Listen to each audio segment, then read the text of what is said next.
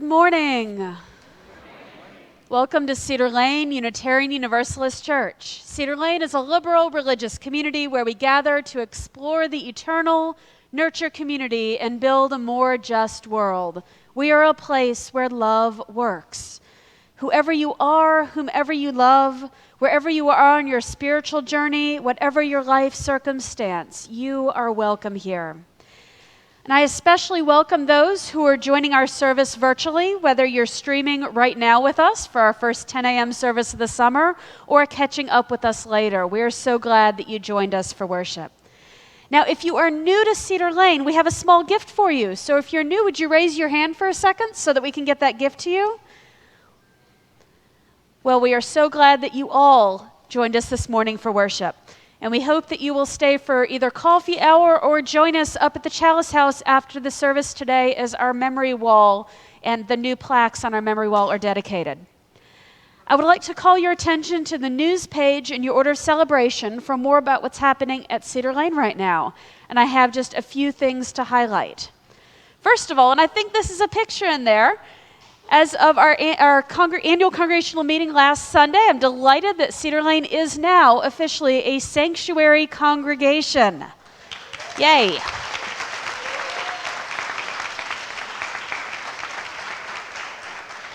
And as we prepare to fully live into what that means, there will be more information, more educational opportunities, and more opportunities for involvement. So keep your eyes out for that. And also a correction to what's listed on the news page. Many thanks to Isabel Morrow, who designed our beautiful flower arrangement this morning. Thanks, Isabel.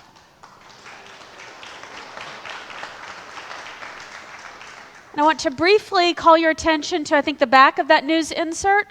This Friday, we'll be sharing a iftar for Ramadan. There's information there. We're looking for RSVPs, so if you think you might like to join, please do take a look at the details and let us know.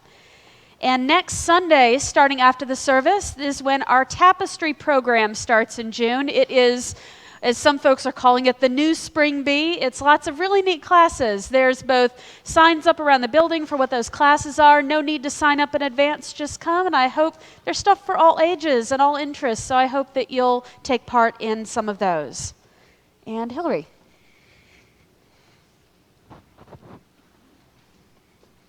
Stand up with her. Are you standing up with her? You said you would. So you probably got the email. And you know that with a heavy heart, I resigned from my position as Director of Lifespan Religious Education this week. And I know the news likely came as a surprise and was also very disappointing, especially for those with children to hear. For many reasons, personal and professional, this year at Cedar Lane has been challenging for me. And though I feel I've done well in my position, spending the year fortifying what I understood as our strengths, reimagining areas that needed vitalizing, and doing my best to carry a thoughtful, spiritual, and ebullient, semi-wacky persona along the way.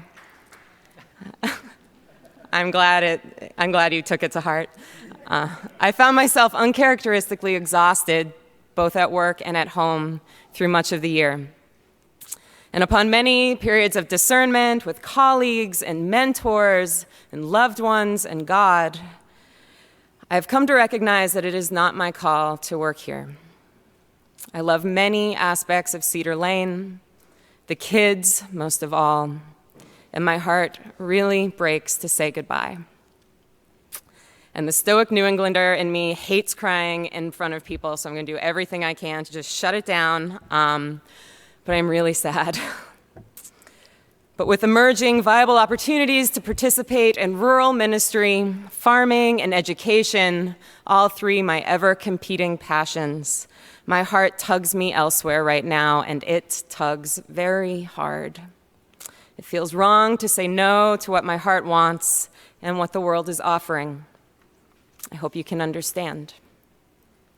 Though I plan to stay at Cedar Lane for at least another year, I did so with the intention that I'd be living with my partner, Alexis. After a lonesome year apart, we planned for her to move down from Massachusetts this summer. A month ago, however, Alex was offered a professional opportunity at Harvard University that she simply could not turn down. Upon agreeing that she would stay put in Cambridge, I soon realized I could no longer remain here, apart from the family I love and the work to which I feel called.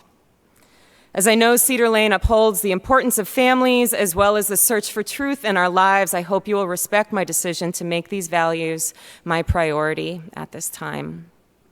I'll be here working hard, wrapping up, and hopefully catching up with many of you through the end of June. And I am very sorry for this news and for leaving abruptly after a year of budding connections and possibilities. I'm sad to depart, but my spirit is hopeful and upward looking towards this wild life and world. I hope that you feel the same. Thank you for all that you shared with me, all that you taught me, all the wild times and the mindful times we had together this year.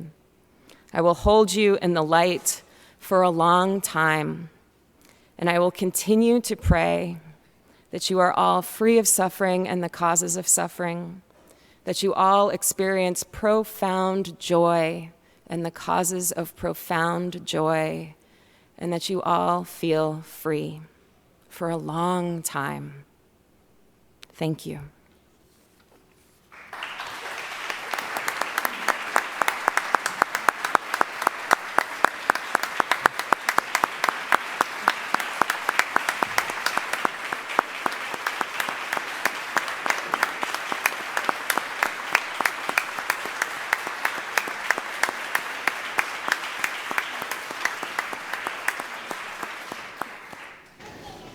Hillary, thank you.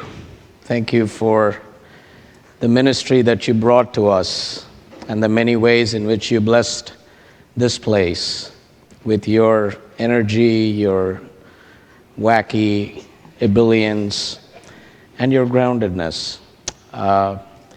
You've made a huge impact this year. And while we are deeply saddened that you are leaving us, we also understand and bless you for being clear as to where you feel really called to, and also for putting family first. Thank you.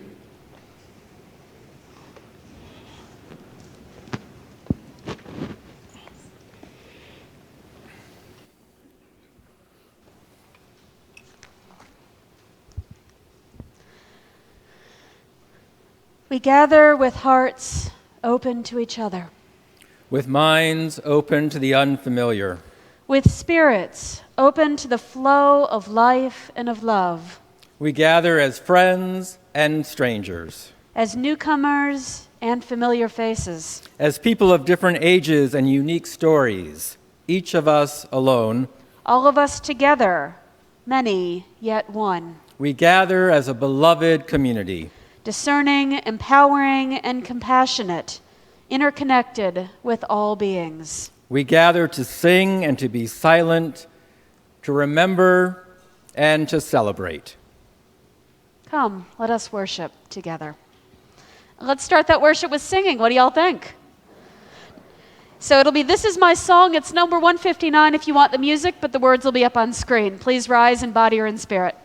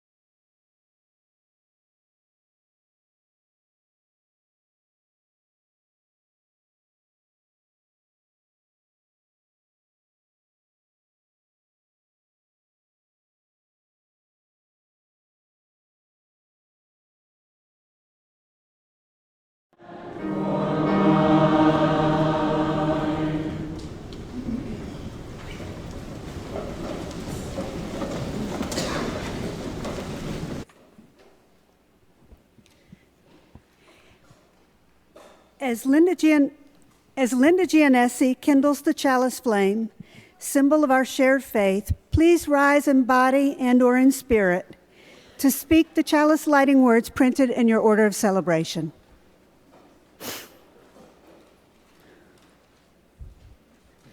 We light this flame of memory, recalling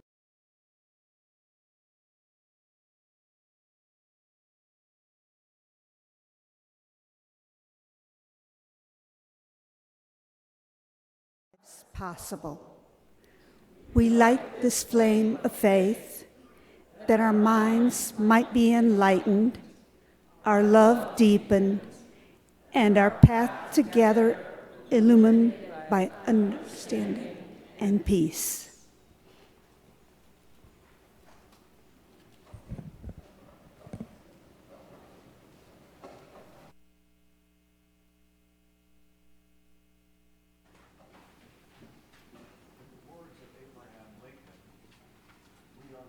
Enemies, but friends. We must not be enemies. Though passion may have strained, it must not break our bonds of affection.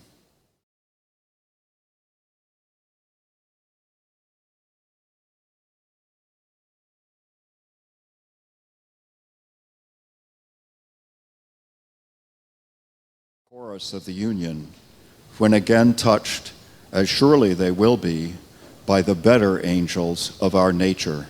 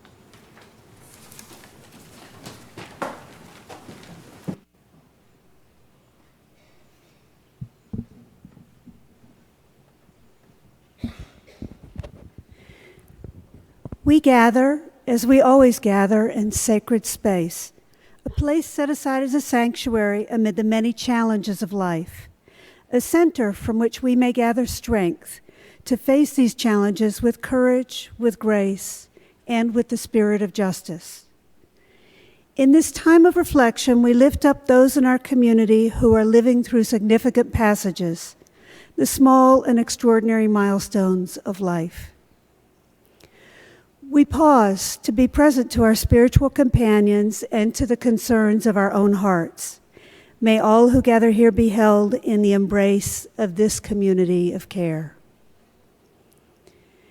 We continue to hold in our hearts all those whose lives are lost and whose loved ones' lives are lost to violence and calamity in our world. We pray for the 28 victims and their families of a terror attack in the Minya province in Egypt. We grieve the brutal stabbing and murder of 2 courageous bystanders who sought to disrupt a potential assault on a Muslim woman in Portland, Oregon. We remember 2nd Lieutenant Richard Collins III, who was stabbed to death by a University of Maryland student who frequented white supremacist websites. Our hearts go out to Collins' family and friends, as well as to the Bowie State and University of Maryland communities. We pray for those who have been victims of hate crimes and for all of those who live in fear of such violence. We hold in our prayers the 22 people who were killed, their families, and the many who were injured in the suicide bomb attack in Manchester, England. For these friends of ours, our companions in the world, and for all the joys and sorrows that remain unspoken in our hearts, let us turn to the peace and solace of prayer, silence, and song.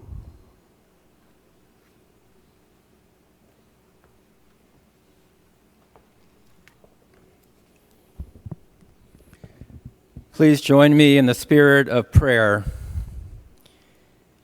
Spirit of life and of love, God of many names, God beyond naming. It has been a difficult week. The loss of innocent young lives, a gathering of souls who had sought music and community, a young man about to embark on life, the loss of heroic lives from among a trio of courageous men who resisted hatred with love.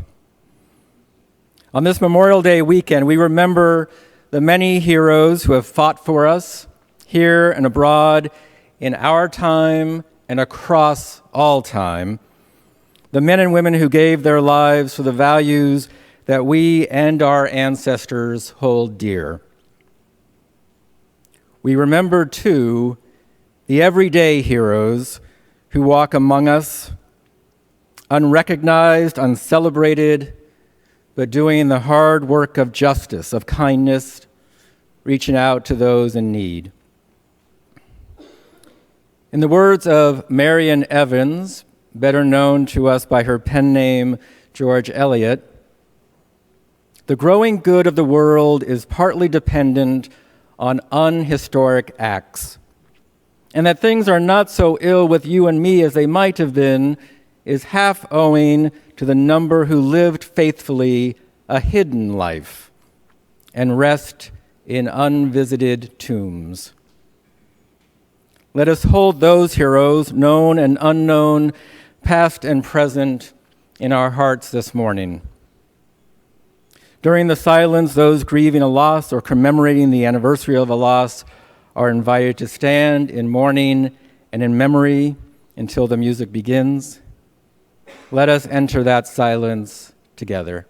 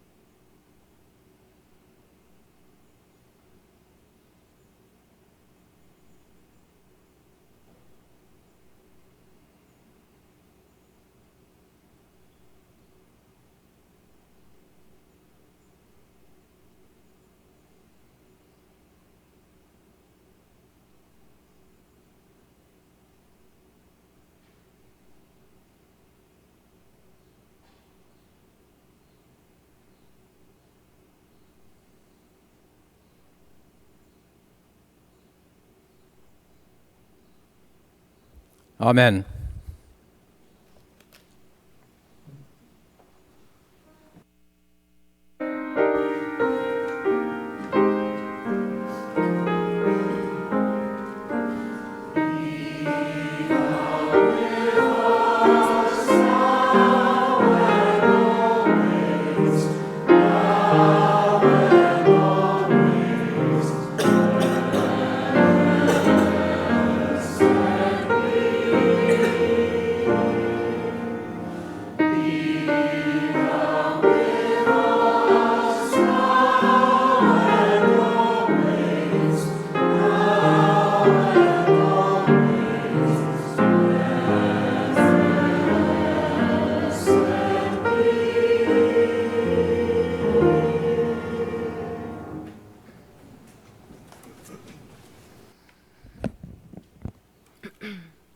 Our reading this morning comes from the poet Archibald MacLeish.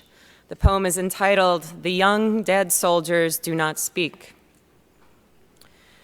The young dead soldiers do not speak. Nevertheless, they are heard in still houses. Who has not heard them? They have a silence that speaks for them at night and when the clock counts. They say, "We were young. We have died. Remember us." They say, "We have done what we could, but until it is finished, it is not done." They say, "We have given our lives, but until it is finished, no one can know what our lives gave." They say, "Our deaths are not ours, they are yours.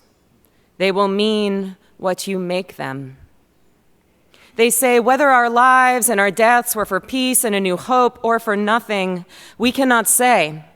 It is you who must say this. We leave you our deaths.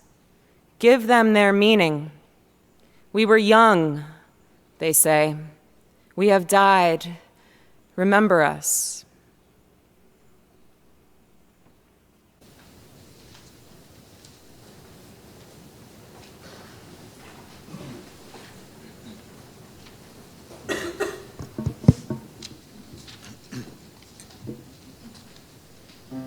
While the storm clouds gather far across the sea, let us swear allegiance to a land that's free. Let us all be grateful for a land so fair,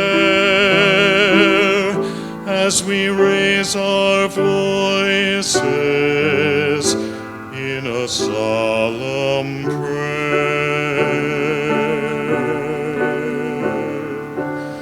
God bless America, land that I love. Stand beside her and guide her through the night with a light from above.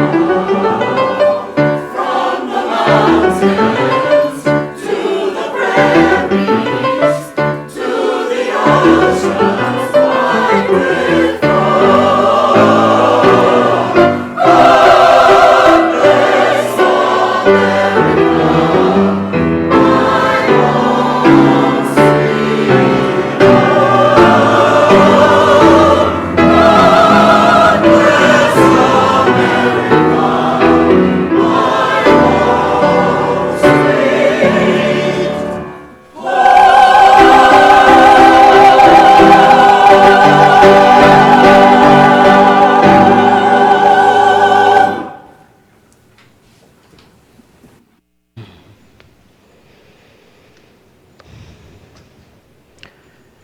Thank you, members of the choir, Susanna and Henry, for that powerful anthem.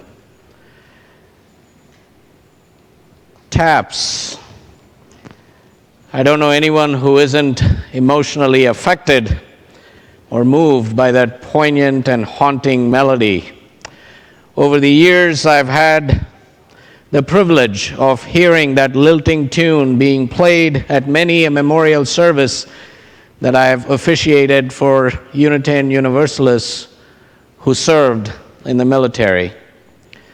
And this morning, I invite our Director of Music, Dr. Henry Segrishi, to share a brief reflection relating to a news item that happened many years ago that is connected to this melody. Henry?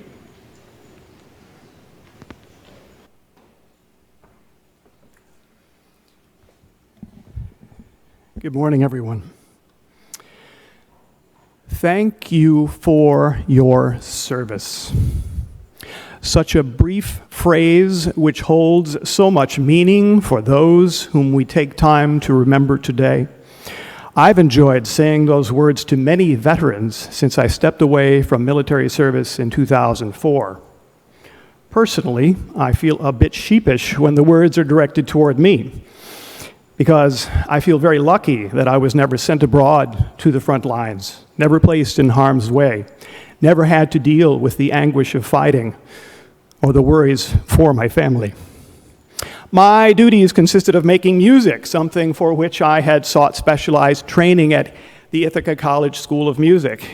As a member of the United States Army Band, Pershing's Own, named after General of the Army's John J. Blackjack Pershing, I was delighted to bring music to the masses during summer concerts on the Washington Mall, in parades, in concert halls, at fairgrounds, outdoor concert settings, university workshops, and at music educator conferences across the country and abroad. And especially for the children in the many young audience school concerts I performed. I was even able to bring my Gerald McBoing Boing performance that we did here at Cedar Lane in a benefit concert a few years ago, brought that into the Fairfax County schools with my Army Band colleagues, all in uniform. Those were such wonderful experiences, I considered them to be of tremendous value to the American public. After all, you paid our salaries. But as a trumpet player in the United States Army, I was also tasked with rendering the final honors to thousands of fallen comrades. Now, granted, a lot of those were at the Tomb of the Unknown Soldier, but nevertheless, thousands. Some of whom I had been fatally wounded in combat, and others who had died of illnesses, of accidents, or maybe for the World War I veterans whose time had simply come. For them, I stood tallest. For them, I dug deep for perfection as I stood near their graves and delivered those familiar strains of those 24 notes known as taps. It was the greatest privilege I experienced while in uniform, my own intimate connection to most whom I'd never met, my own special way of saying, thank you for your service.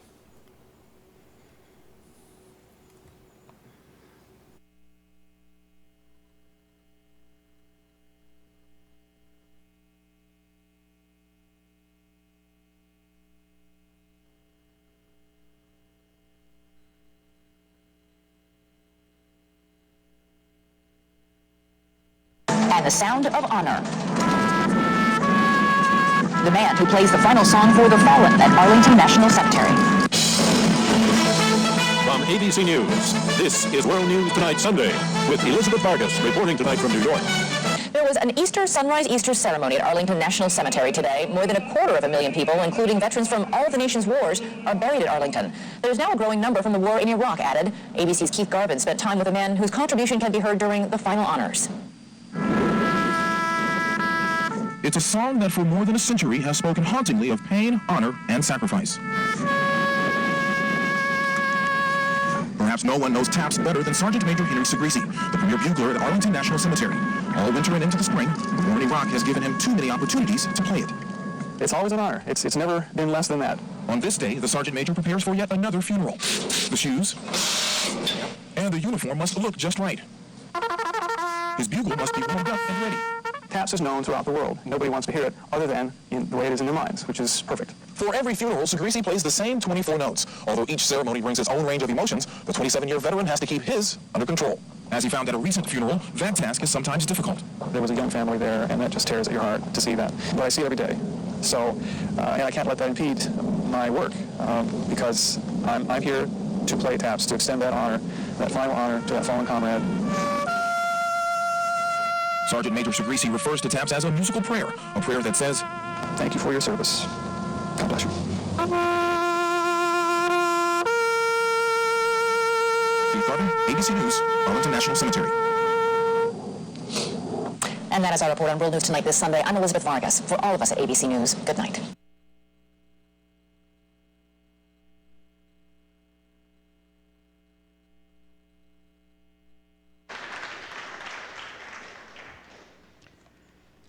Thank you, Henry, for your service.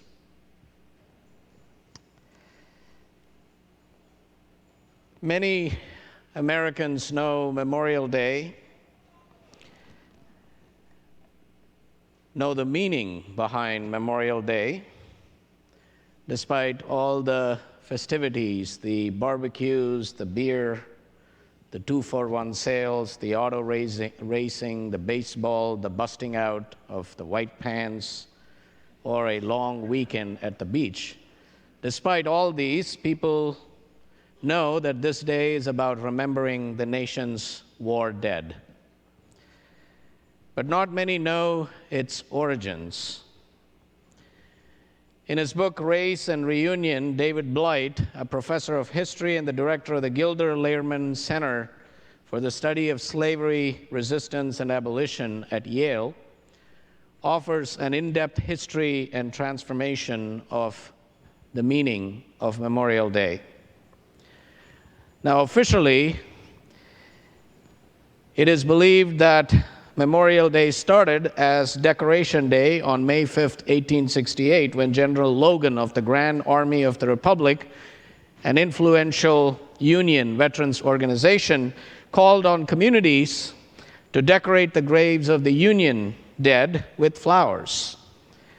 He proclaimed, and I quote, "The 30th of May, 1868 is designated for the purpose of strewing with flowers or otherwise decorating the graves of comrades who died in defense of their country during the late rebellion and whose bodies now lie in almost every city, village, and hamlet churchyard in the land." End of quote.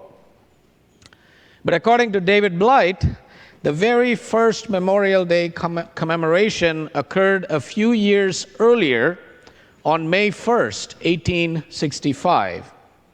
Now, it was the last year of the Civil War, and Charleston, South Carolina, had been taken over by the Union troops. And when the Confederate troops fled, they left behind a mass grave of Union soldiers, hastily buried after being kept in horrific conditions on what had once been the town's racetrack. Now, according to archival evidence discovered by Blight at Harvard, after the Confederate evacuation of Charleston, black workmen went to the site, reburied the Union dead properly, and built a high fence around the racetrack. And then, along with white abolitionists, the black people of Charleston, mostly former slaves, staged a procession of 10,000 around the cemetery. And the procession was led by 3,000 black children carrying roses and singing the Union marching song, "John Brown's Body," and were followed by black women carrying flowers, wreaths, and crosses, and then black men marching in cadence with Union infantrymen. How many of you know this story? Blight explains, the war was over and Memorial Day had been founded by African Americans in a ritual of remembrance and consecration. The war, they had boldly announced, had been about the triumph of their emancipation and a slaveholders' republic. They were themselves, he says, the true patriots. Now, initially, after all this, Memorial Day served as a day of sacred remembrance and helped forge national reconciliation around soldierly sacrifice, regardless of cause. It was actually likened to All Saints' Day, the European Catholic tradition of whole towns marching to church graveyards to honor dead loved ones.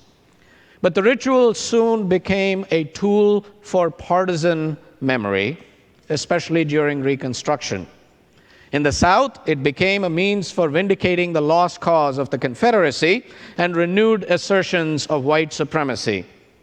The Southern dead were honored as true Christian patriots who died defending their homeland, sovereign rights, a natural racial order, and a cause that they said had been overwhelmed by numbers and resources but never defeated on battlefields.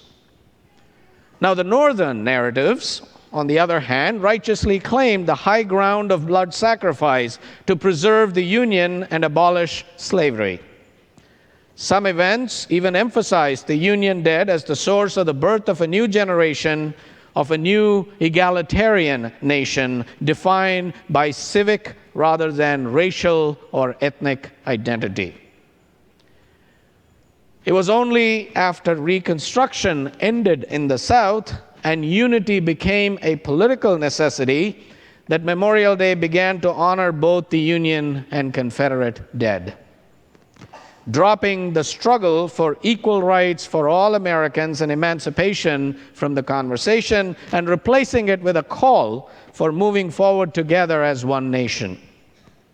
Now, Adam Cohen, in a 2007 op-ed piece in the New York Times, references Blight's work and argues that a great disservice was done to our country by dropping the original source and meaning of Memorial Day.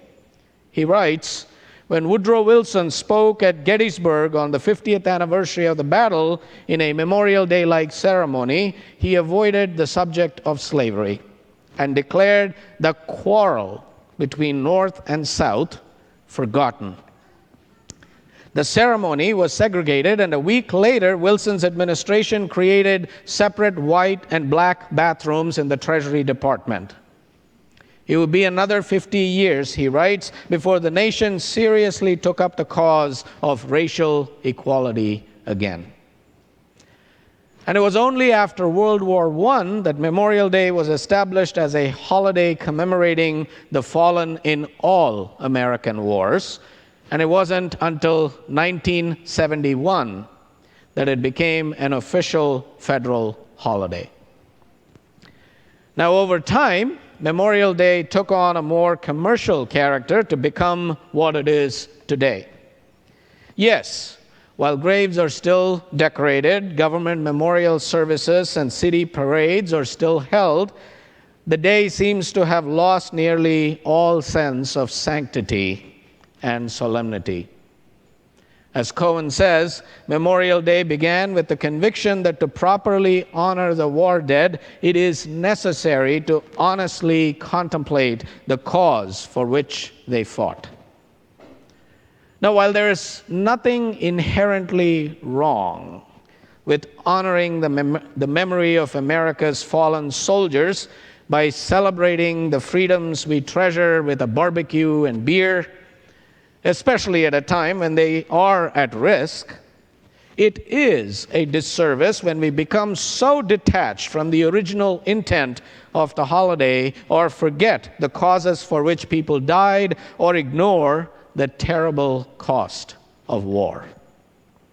You see, Memorial Day is not about celebrating or glorifying war, because war is not something to celebrate. It's hard to make sense of war always.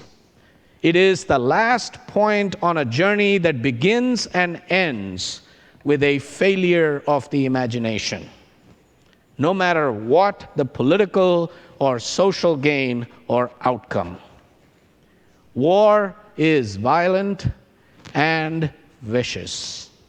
It is too serious a thing to deceive ourselves about. Now, I'm not a pacifist, nor is Unitarian Universalism a pacifist tradition. We have always tended toward what is called the just war tradition, a tradition that recognizes that war is evil, but that sometimes history requires war if the reason be just and the choice for war be a last resort.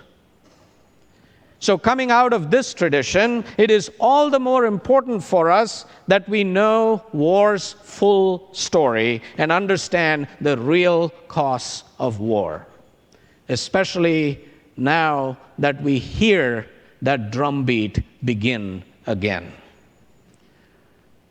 To quote my All Souls colleague, the Reverend Rob Hardies, if war remains a viable foreign policy option, then when my country makes the decision to go to war, it must make that decision with a full and accurate sense of war's benefits and its costs.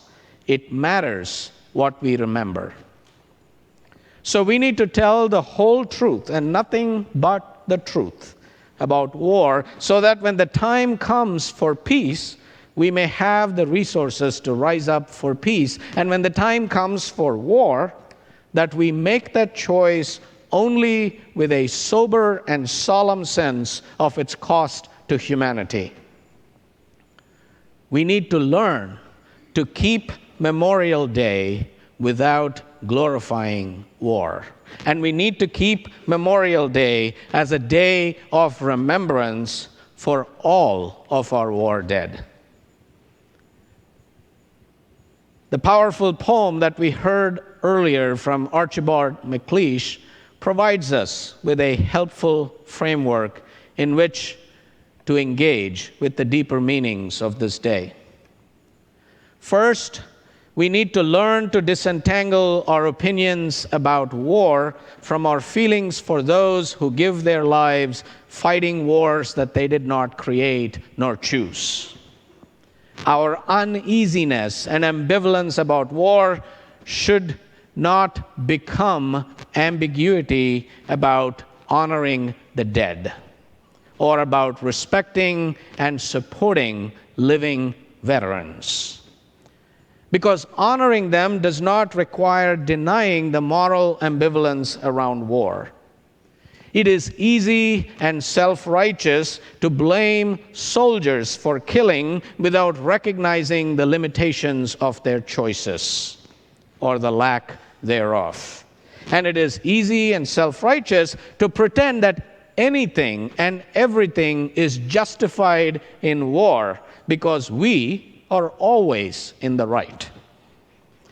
The moral ambiguity of war belongs not just to soldiers who fight those wars, but to all of us who live in societies that tend to define peace as the absence of war. Second, we need to set the young dead soldiers free from their country's wars.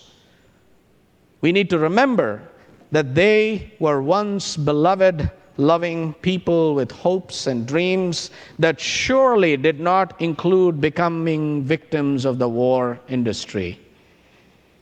We can honor them by acknowledging that they were trying to uphold whatever values and convictions they could in the face of unimaginable terror, tragedy, and horror. Some of them were there on principle. Some of them had no choice. All of them saw things, felt things, heard things, and did things they would rather not have seen, felt, heard, or done. We can mourn their deaths honestly, with compassion, whatever our feelings about war. And lastly, if we are going to concentrate our efforts on honoring the worth and dignity of our dead, we have to acknowledge the same for our so-called enemies. We need to recognize that they too were real human beings with real lives, real families, hopes, and dreams of their own. And they too left behind loved ones and people who loved them. We can honor the dead without stipulation by recognizing and honoring the human grief of these human deaths. As a wise colleague once observed, there are no enemies among the dead. The young dead soldiers say, whether our lives and our deaths were for peace and a new hope or for nothing, we cannot say. It is you who must say this. We decide, we, the living civilians, decide what their lives and deaths were given for. Their lives should never be forgotten.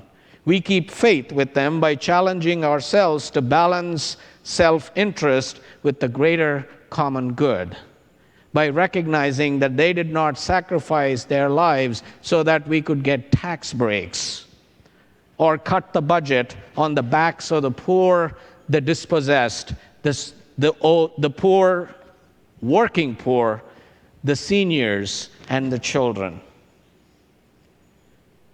We need to recognize and keep faith with them by working for justice, equity, and compassion in human relations, and by building a world of reconciliation, wholeness, and peace in their memory. And may our work to build that world be the last full measure of our devotion. So may it be.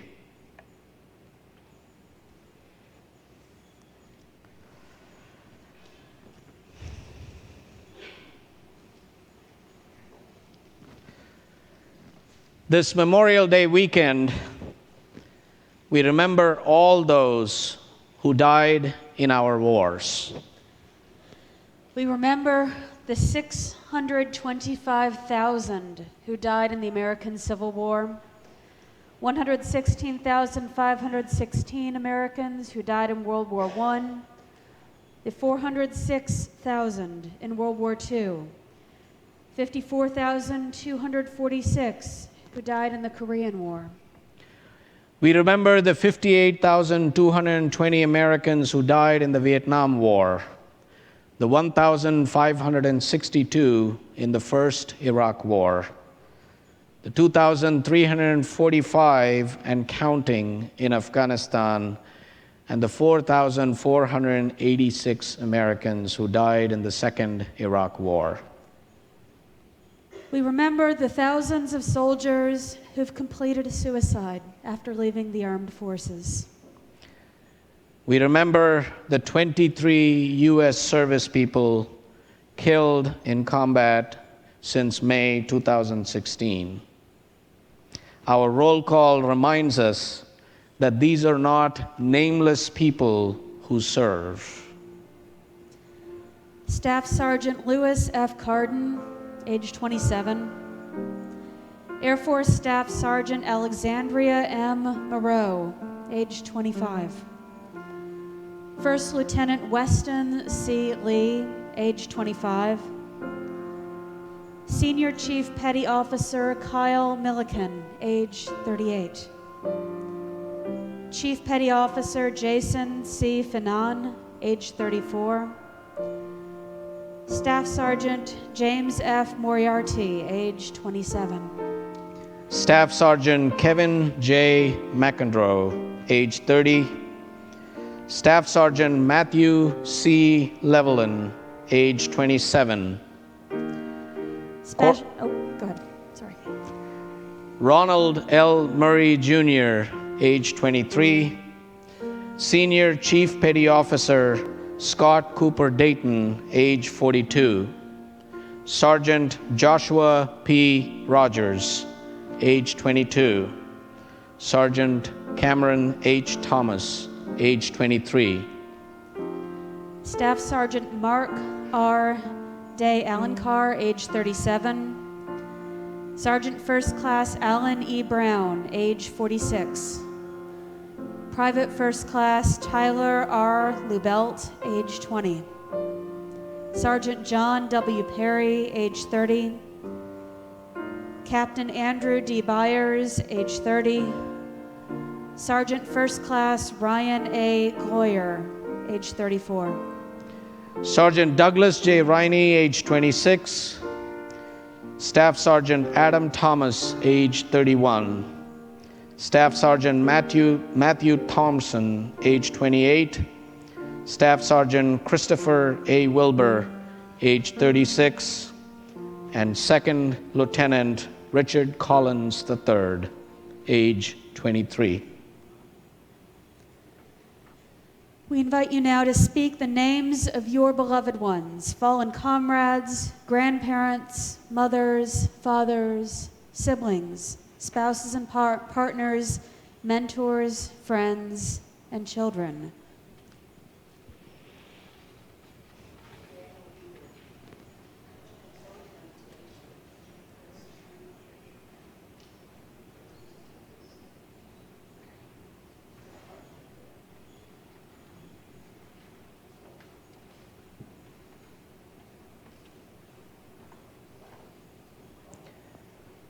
We speak their names that we have not forgotten. We speak their names to honor their sacrifice and their service.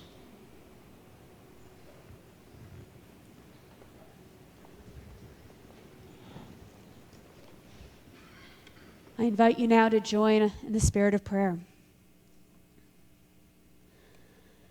Spirit of life, we enter into this season of Memorial Day surrounded by such a cloud of witnesses. We remember, first of all, the women and men who are currently serving in the armed forces, and we pray for their safe return and their safe passage. We also acknowledge that there are women and men who will not return as we grieve their passing in our daily news. We pause to honor their service and their sacrifice.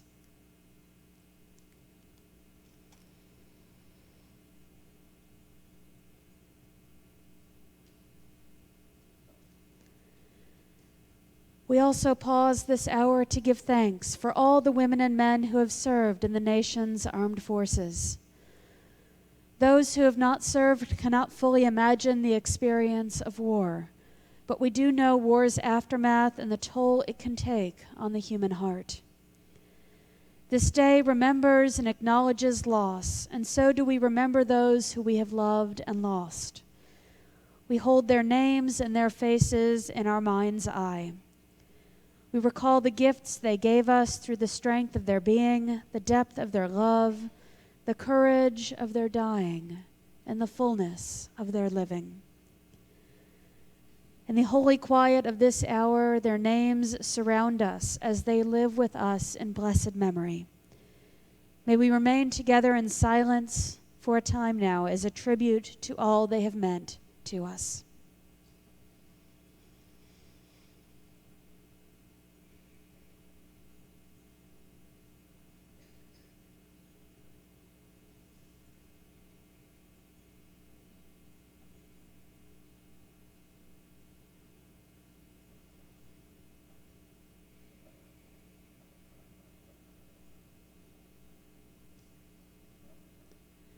Amen, and blessed be.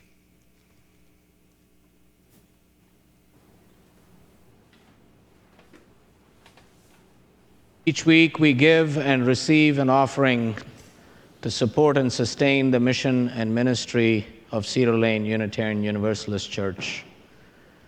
Our free will offering is an expression both of our love and support to this, our spiritual home, and our commitment to serving its mission.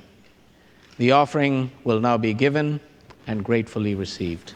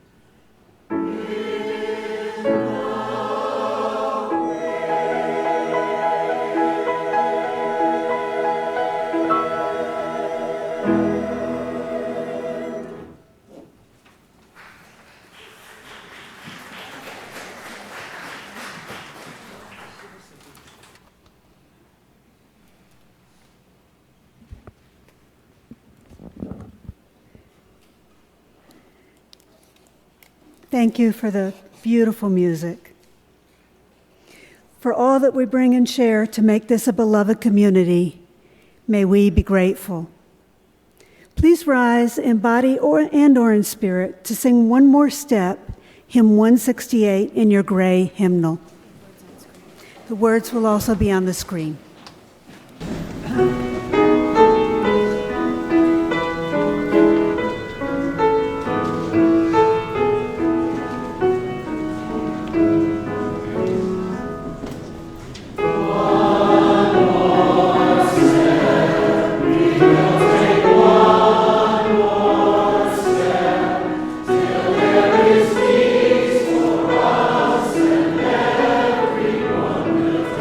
One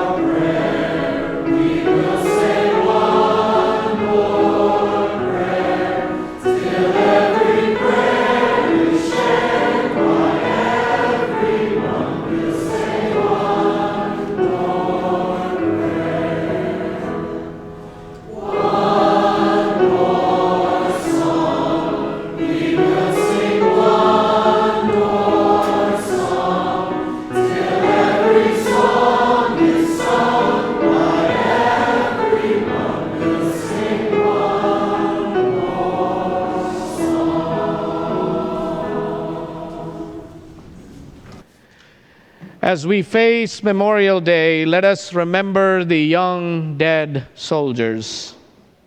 No matter for whom they fought, no matter the cause of the war, let our living give honor and meaning and hope to their living and their dying. Let us remember that their lives and the meaning of their lives can change, because always the past is yet to be determined. Let us then go forth on this day, and in our going forth, may that peace that passeth all understanding, the peace which the world can neither give nor take away, be with us, abide with us, abiding in our hearts and in our spirits, today and in the days to come. Go in peace, go making peace, living gently, loving mightily, and bowing to the mystery. So may it be. Following the postlude, we invite you to join us at the memory wall for a special dedication.